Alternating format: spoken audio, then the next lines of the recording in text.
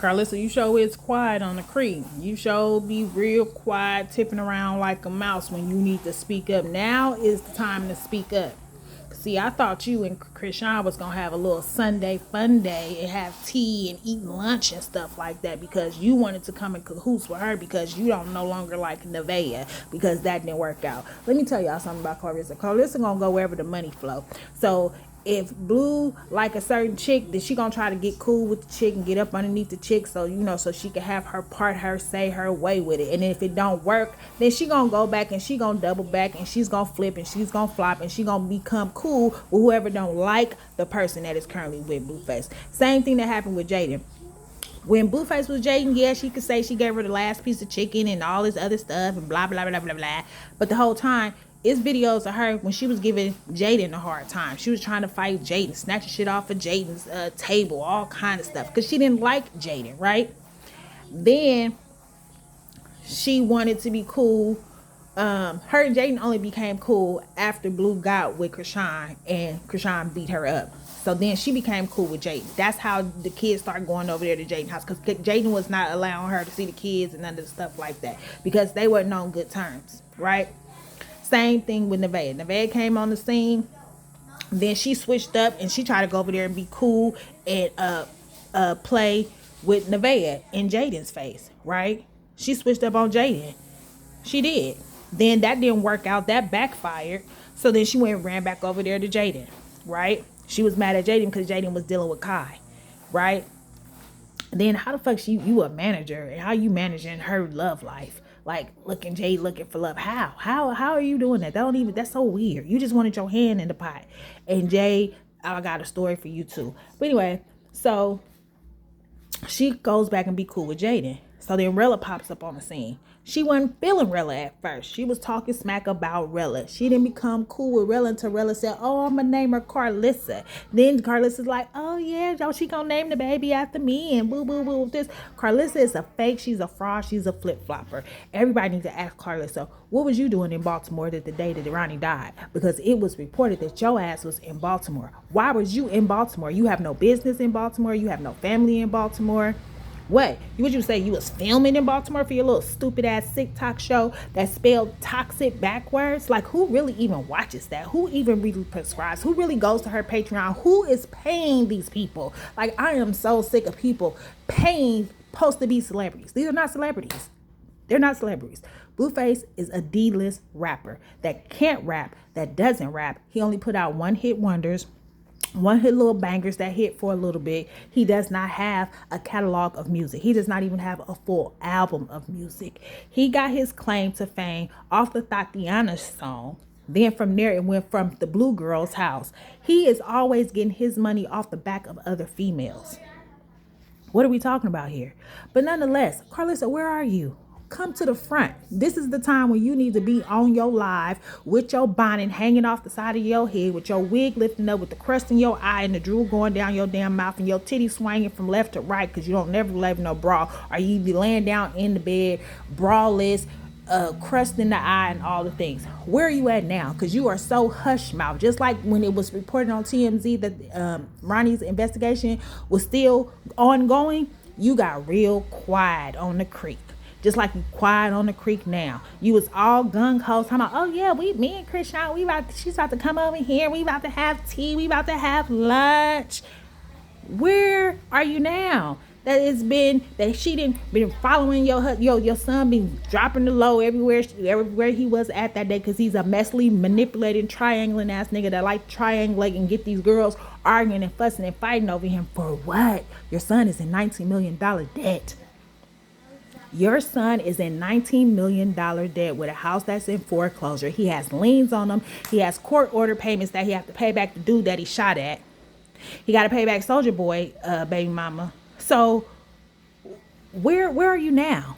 That it's been a fight. It's been a shootout. How is your son How is your son on parole and keep escaping being violated? Because the average motherfucker that's be on parole, we don't get them same passes. We cannot come in contact with the police more than 5 times in less than 2 months and still be out here walking free. We are going back to prison. So why your son ain't going back to prison? But the question for you, ma'am, is what was you doing in Baltimore? And then why did you get so quiet? Because remember, when Ronnie was alive, you was the first one to try to interview him. You the one who said, oh, I sent them over to Tasha K because I didn't want to be biased. But you was on live with them, asking them all these questions and stuff. And you know in your heart and your soul that Junior is not your grandchild. And you know that. You know that. Blue knows that. Wack knows that. The world knows that. Krishan knows that. Anybody with good eyes knows that. The only people that don't know that and don't believe that is her rock hard fan base. They blind. Honey, they legally blind, just walking around with eyes and can't see nothing. But you are very quiet on the creek. Now is the time when you need to speak up, because all you do anytime and every time is make excuses for your son and try to point and blame it on somebody else. So who are you going to blame this on? Who are you going to blame this on? Because your son is the one who gave this little rut, this little musty. Oh, Lord, calm down. Because this, Jesus, be a fence, be a shield.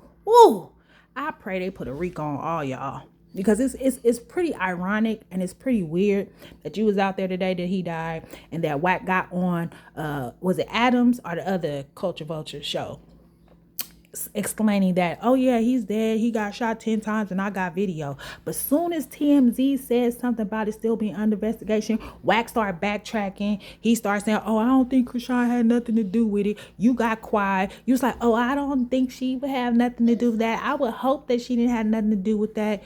All y'all had something to do with it, because y'all all wanted to keep the narrative going, because it was a money train back then. But today's price is not today. It's not the same as yesterday's price. It is not. And y'all not going to eat off it the same way that y'all did back then. Y'all ship has sailed.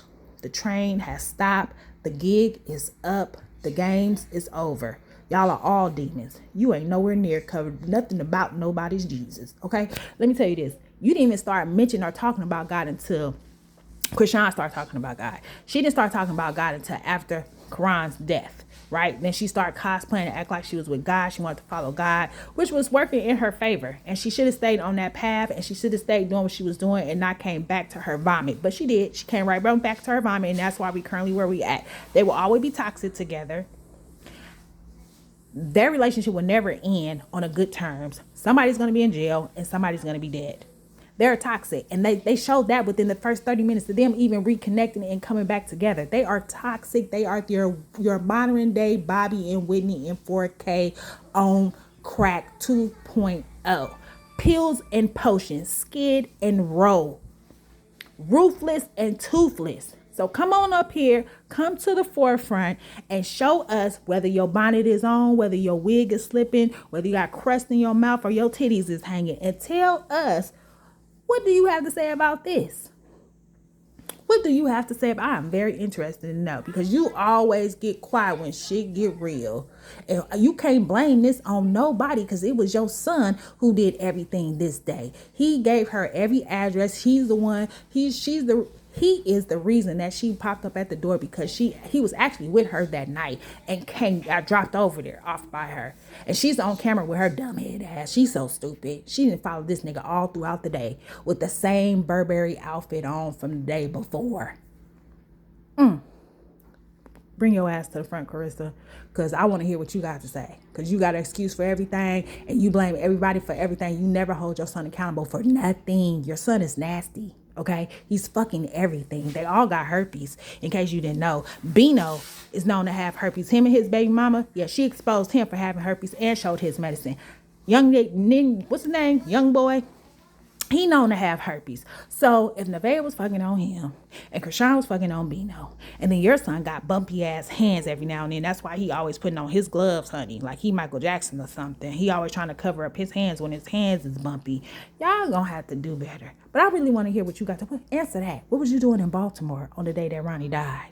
And why you so quiet on the creek once they said it was still an investigation? And why are you quiet now? You should have been the first one for up front and personal getting up on this thing, because you always got something to say. You always intercepting and interjecting and inserting your places and your voice where it does not need to be heard, acting like you be in the know of stuff. You don't be knowing nothing until it hit the internet, because your kids do not fuck with you like that. And the only reason you knew about the situation with Jaden is because she called you and told you that the man had released the tape. I got a video for you too, Jaden. All you motherfuckers need to get it together. But come on, bring your ass to the front. In your bonnet or not in your bonnet. In your little golf cart, in your backyard, in your goddamn jacuzzi. It don't fucking matter, bitch. Come to the forefront and tell us, what excuse can you make for your son on this one? Yeah, we'll wait.